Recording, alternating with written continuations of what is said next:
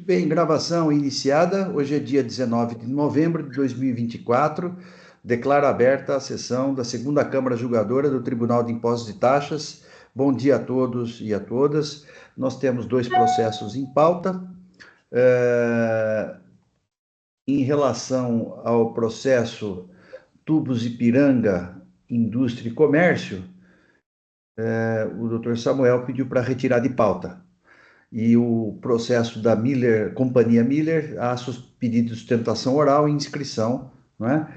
Então, hoje, só registrando aqui, na composição da Câmara, em substituição ao vice-presidente, Dr. Argos Gregório, está presente Dr. Tiago Bascoli Ferreira, também Samuel de Oliveira Magro e Daniela Rodrigues Gonçalves, pela representação fiscal, Antônio Carlos Nóbrega Tortello.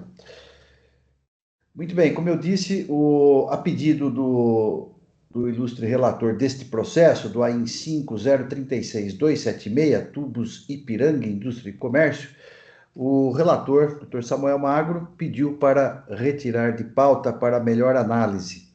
Então, eu estou devolvendo ao relator.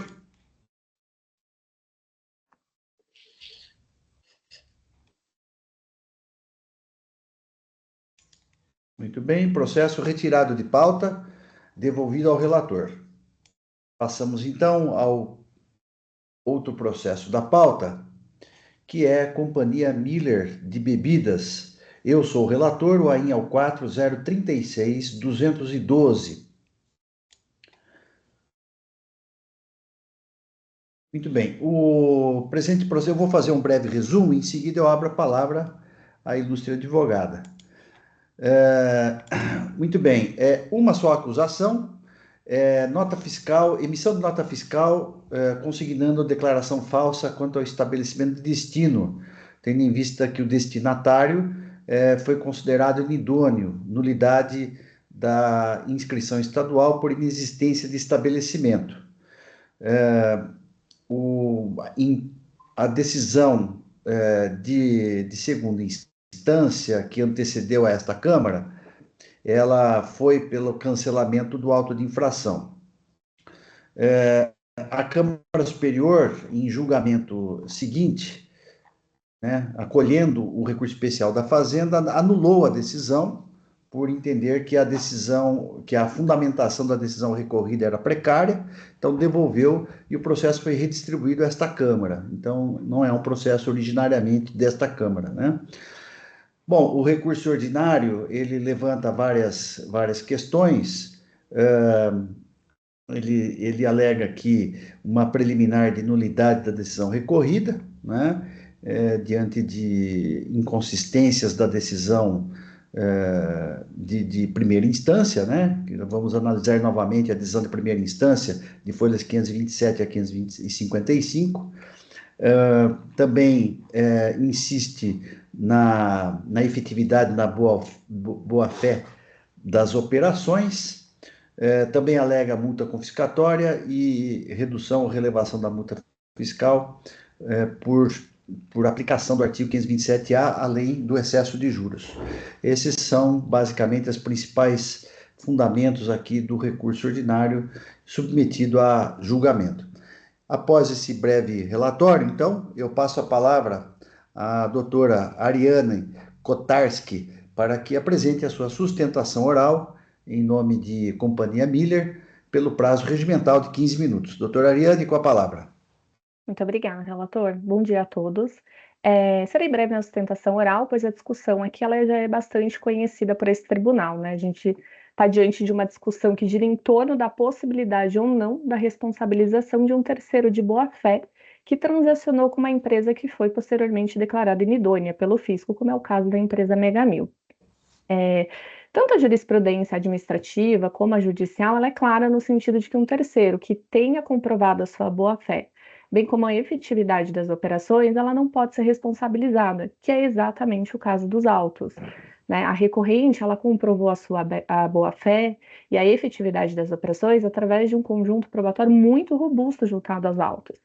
né? A recorrente apresentou aos autos a consulta ao Sintegra e o cartão CNPJ, que atestam que a empresa Mega Mil estava ativa e habilitada antes, durante e após as operações com a recorrente.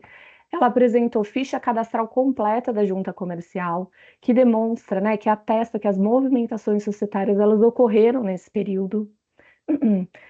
Ela demonstrou também a escrituração contábil no livro de registro de entradas das mercadorias recebidas pela empresa Mega Mil, que seriam, né, os vasilhames. Ela demonstrou também a escrituração contábil no livro de registro de saídas da recorrente das mercadorias com destino à empresa Mega Mil, que seria do produto vendido por ela, que seria o líquido, né? Ela também apresentou aos autos, nobres conselheiros, as notas fiscais de venda dos produtos e os respectivos canhotos de recebimento devidamente assinados e datados pelos transportadores autônomos.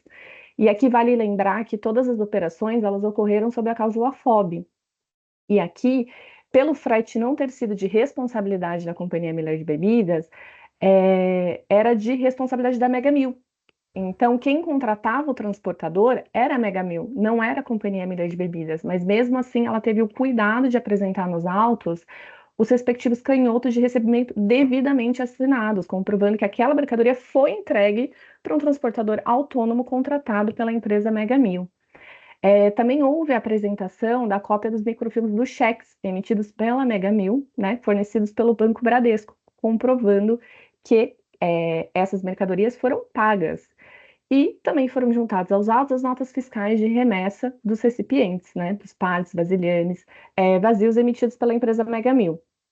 E também os termos de carga e descarga, que também reforçam que esse frete ele foi contratado pela empresa Mega Mil e que a Companhia Miller de Bebidas tem uma documentação para comprovar que essa mercadoria ela foi entregue para o transportador autônomo contratado pela empresa Mega Mil. Também consta nos autos a declaração de inidoneidade da Mega Mil, que ocorreu somente em novembro de 2013, ou seja, né, quase 3 anos após as operações, né, que ocorreram em dezembro de 2010. Como muito bem citado pelo relator, vale lembrar que quando teve a análise pela 10ª Câmara, se entendeu pelo cancelamento do auto de infração com base nessa documentação. Também ressalto aqui que não há nenhum ICMS devido pela Companhia Miller de Bebidas, tanto é que a autuação, não há autuação nesse sentido, né? Todo ICMS devido da venda do produto pela Companhia de Bebidas, ele foi devidamente recolhido a tempo e modo. Não há qualquer intenção de lesar o erário, tanto é que o ICMS foi devidamente recolhido. Então, aqui se está se discutindo apenas possivelmente uma responsabilização pelo ICMS da empresa Mega Mil, não aquele diretamente vinculado à Companhia Miller de Bebidas. Dessa forma, então, a recorrente pede que seja dado provimento ao recurso com o cancelamento integral do auto de infração. Muito obrigada.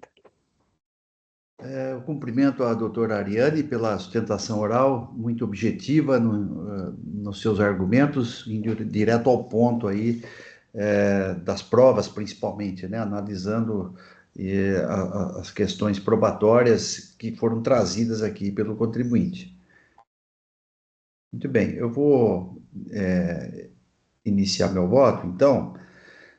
A acusação fiscal, então, analisando aqui o recurso ordinário, né? A acusação fiscal deste AIN é de emissão de documentos fiscais de saídas de mercadorias de fabricação do autuado em dezembro de 2010, consignando declaração falsa ao estabelecimento de destino, de modo que o sujeito ativo exige o imposto, juros e multa conforme folhas 2/3 dos autos. A decisão recorrida de folhas 527 a 555 decidiu pela manutenção do lançamento fiscal, tendo em vista que o contribuinte não logrou comprovar a efetividade das operações. Interposto o recurso ordinário, a 10ª Câmara Julgadora cancelou a AIN, entendendo que as circunstâncias e provas dos autos permitem concluir pela veracidade das operações e pela boa-fé do contribuinte. A Câmara Superior, no entanto, ao apreciar o recurso especial fazendário de folhas 660 a 692, anulou a decisão da 10ª Câmara Julgadora por defeito de manutenção, conforme acórdão de folhas 944 a 955. O processo foi redistribuído a esta 2ª Câmara Julgadora para proferir nova decisão em apreciação ao recurso ordinário de folhas 559 a 622. Bom, eu vou aqui existem algumas questões, antes de entrar no mérito, que eu vou aqui sintetizar, né? O voto é relativamente longo. Então, com relação à confiscatoriedade da multa fiscal, eu não estou conhecendo do recurso em razão do artigo 28 da Lei 13.457. De outra parte, a aplicação da multa fiscal decorre do consequente normativo, vale dizer, descumprida a obrigação tributária, incide a regra sancionatória prevista em lei. Logo, se a infração for cancelada, não há que se falar em penalidade tributária, cuja questão é de mérito. De mais a mais, o recorrente não alega qualquer matéria envolvendo erro na capitulação da multa, de modo que a multa deve ficar incólume. Passo a análise das demais matérias.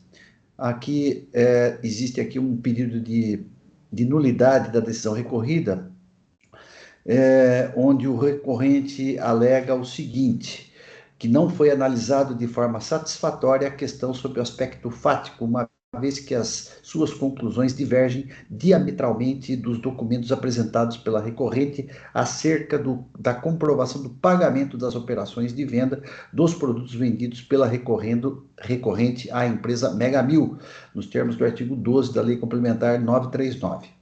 Em resumo, o recorrente não concorda com a interpretação das provas levadas a efeito pela decisão hostilizada. Entretanto, entendo que não há que se falar em equívoco na fundamentação da decisão recorrida, dado que a questão se confunde com o mérito e o elemento prova do pagamento será analisado adiante. Rejeito a preliminar alegada, na medida em que os requisitos mínimos de fundamentação, a teor do artigo 38 da Lei 13.457, estão presentes. Passo, então, à análise do mérito do recurso. Em seu apelo, o particular pede o cancelamento da acusação fiscal, alegando, primeiro, regularidade das operações mercantis e boa-fé do contribuinte nos termos da súmula 509 do STJ, que o recorrente tomou todas as cautelas de praxe mediante consultas cadastrais, que foram comprovados os pagamentos das operações mercantis, que houve regular escrituração contábil e prova do controle de carregamento e descarregamento. O transporte teria sido pela cláusula FOB. Ausência de dano erário, dado que as remessas em retorno de mercadoria são isentas. Em contrarrazões, a representação fiscal requer o improvimento do recurso ordinário, aduzindo que as provas dos autos não comprovaram as efetivas operações mercantis, conforme folhas 626 a 639. Registro, antes de tudo, que, uma vez demonstrada a efetiva operação mercantil, não resta configurada a infração do artigo 59, parágrafo 1º, item 3, artigo 127.2 ou do 184.3 do RICMES, para demonstração da alegada boa-fé do contribuinte em situações de autuação por inidoneidade de documentos fiscais que embasam as operações, a jurisprudência ordinária apenas exige a comprovação da efetividade do negócio mercantil. Apesar de o presente caso não versar sobre hipótese de creditamento atinente às notas fiscais posteriormente declaradas inidôneas, entendo que a infração por emissão de documentos fiscais com declaração falsa contra o estabelecimento destinatário ou a destinatário diverso se submetem perfeitamente à jurisprudência do STJ, por força do qual restou sedimentado que, havendo comprovação da efetividade das operações, é permitido o aproveitamento do crédito, conforme acórdão que foi submetido ao regime repetitivo 1.148.444 de Minas Gerais, de relatoria do ministro Luiz Fux, né, que aqui eu transcrevo. No mesmo sentido, conforme já está pacificado no Tribunal de Impostos e Taxas, o contribuinte de boa-fé não pode ser apenado em casos tais. Conforme aqui eu cito aqui pelo menos dois acórdãos da Câmara Superior nesse sentido, e ainda a súmula 509. Como já foi dito, ainda que no presente caso não se trate de creditamento de ICMS com base em documentos fiscais inidôneos, mas sim de emissão de documento em razão da aventada inidoneidade do estabelecimento de destino, a lógica da acusação baseia-se na mesma premissa, qual seja a presunção de que as operações não ocorreram na forma como documentado nas respectivas notas fiscais. Com efeito, tal como ocorre com a temática dos créditos de ICMS baseados em notas fiscais posteriormente declaradas inidôneas, a prova da efetividade das operações é igualmente eficaz para afastar a mesma presunção fiscal de inocorrência de operações mercantis de venda de mercadorias nas infrações de remessa ou de emissão de nota fiscal constando destinatário diverso. A jurisprudência do STJ e o TIT caminham numa mesma direção, qual seja, de que a demonstração da efetividade de suas operações com empresa posteriormente declarada irregular, caracteriza a boa-fé do contribuinte, seja na compra, seja na venda. Trago aqui, então, uma decisão da Câmara Superior, a IN 3.159.722, nesse sentido. Se de um lado o STJ, no que tange a tese da boa-fé, tratou apenas do crédito indevido, por outro lado, também não afastou a tese da boa-fé, consubstanciada na súmula 509, para outras infrações e outras espécies de operações. Por tais razões, me parece coerente e razoável que a tese da boa-fé em textilha também se aplique para outras infrações, como ocorre no presente caso. Assim, é de rigor a análise dos argumentos do recorrente à luz das provas dos autos, para aplicação ou não da orientação do artigo da súmula 509 do STJ. Então, em resumo, eu entendo que a súmula 509 do STJ também se aplica nas operações de venda, né? Resumindo. Com efeito, passo a analisar o apelo do particular no que diz respeito à alegada inexistência de infração fiscal pela efetividade das operações, mormente por ausência de dissimulação, como aponta o fisco. Infiro que a ausência de prejuízo ao erário ou a mera culpa do contribuinte na prática do ilícito fiscal é fator irrelevante, força do artigo 136 do CTN. Com relação à inidoneidade do comprador das mercadorias, o procedimento administrativo obedeceu às formalidades legais, tendo plena validade a nulidade da inscrição estadual em face de Mega Mil, levada a efeito desde 16/11/2010, conforme apurado pelo fisco e relatado no processo SF tal, as folhas 29 até 46, cuja presunção em face da retroatividade é juris tanto. As diligências fiscais mostraram a inexistência de regular atividade do estabelecimento Mega Mil, conforme folhas 42, decorrente da operação falsa corrente. Foi uma operação da fiscalização de grande porte para apurar operações fraudulentas. Apurou-se, portanto, que houve alteração cadastral que impossibilitou a localização dos sócios. Em diligência ao estabelecimento, o fisco verificou sua não existência desde 16/11/2010.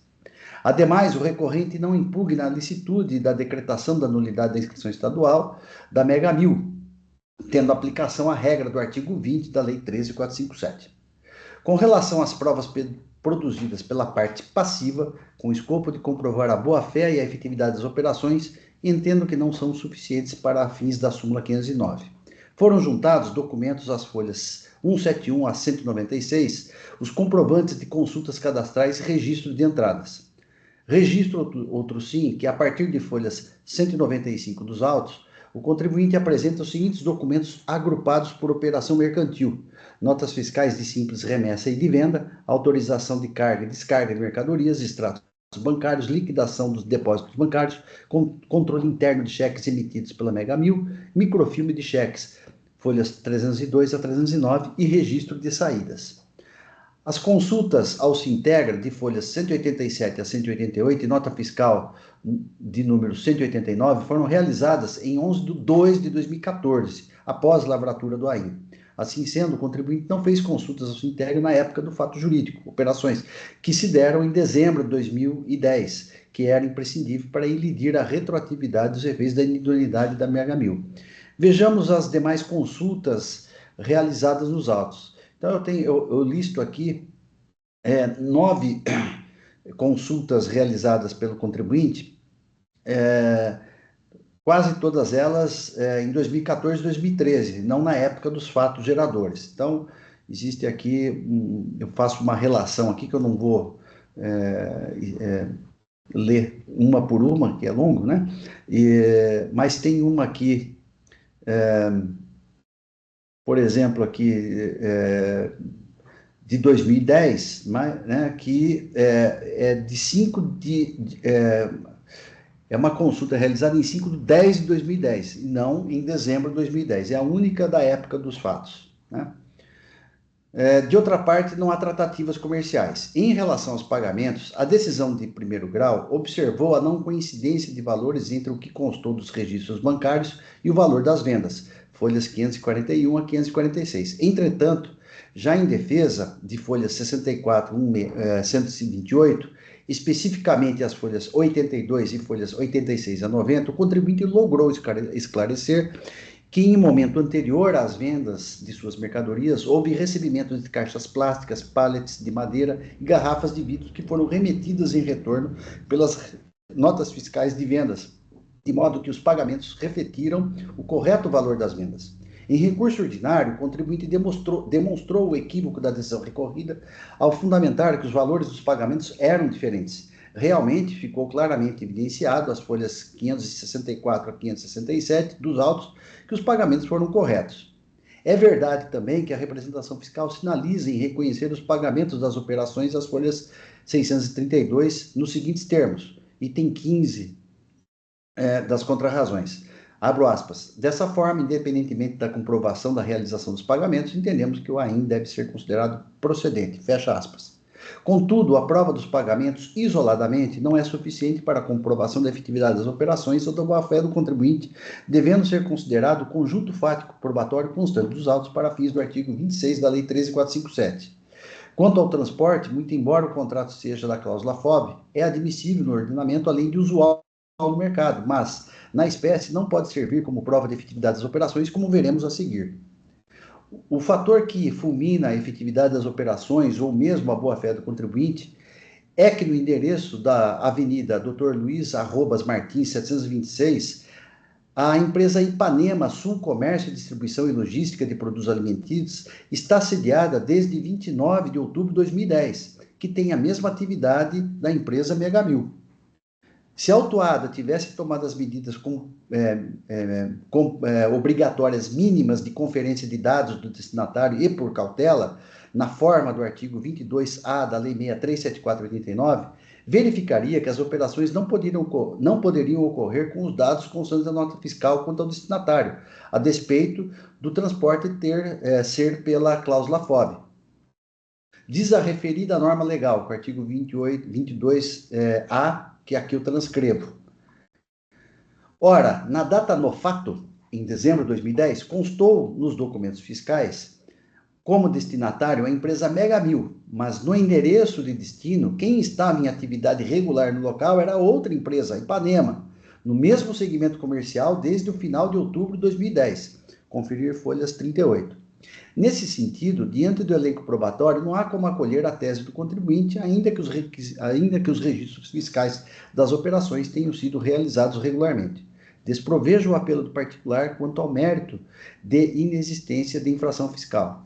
Então, em resumo aqui, os documentos fiscais constaram o antigo endereço da Megamil, que no local havia outra empresa atuando no endereço constante da nota fiscal. E a Megamil foi considerada inexistente.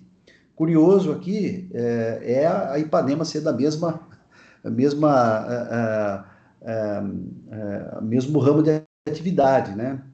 Então, realmente, não fiquei seguro aqui com relação à efetividade das operações nesse sentido. Então, eu estou, quanto ao mérito, negando o provimento por esses argumentos. Também tem aqui a questão da aplicação do 527A, eu estou rejeitando, tendo em vista que a infração implica em falta de pagamento do imposto. Então, um dos requisitos objetivos da norma não foram atendidos, né? Então, não há que se falar em aplicação do 527A. Já com relação aos juros, eu estou acolhendo para aplicar a nova súmula 10 do TIT, né? Então, a nova súmula 10 do TIT reconhece aqui a tese do contribuinte de excesso de juros acima dos índices da taxa Selic. Então, nesse sentido, eu estou provendo o apelo do particular. Então, eu estou conhecendo em parte do recurso ordinário, na parte conhecida, dou parcial provimento ao recurso, apenas para afastar os juros acima da taxa Selic em aplicação da nova súmula, a nova redação da súmula 10 do TIT. Esse é meu voto e submeto aos meus pares para discussão.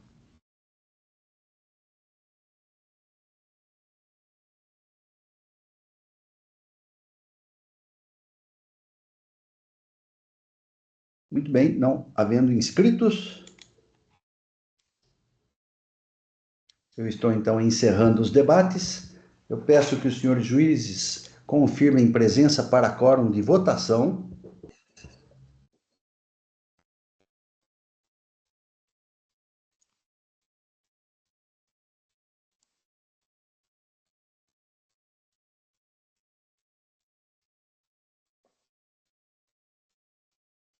Todos confirmados, processo em votação.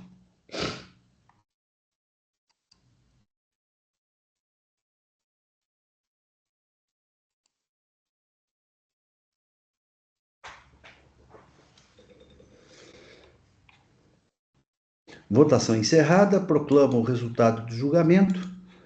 Recurso ordinário parcialmente conhecido e parcialmente provido nos termos do voto relator, à unanimidade.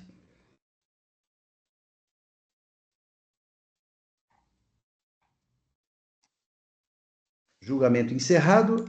Agradeço a presença da doutora Ariane.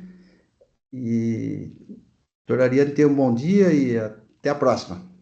Obrigada, bom dia a todos. Bom dia. Bom, diante do julgamento deste processo, nós estamos encerrando, então, a pauta de hoje e quero mais uma vez aqui agradecer a presença do Dr. Tiago Boscoli, né? Acho que é essa a pronúncia, né? Boscoli, correto, senhor presidente. Tivemos uma sessão rápida hoje, doutor. Foi Normalmente a gente né, se estende mais aqui nos debates aqui, mas hoje foi mais tranquilo, né? Então eu declaro encerrada a sessão de hoje. Eu peço então que o Oswaldo encerre então a gravação, agradecendo a presença de todos, inclusive aqueles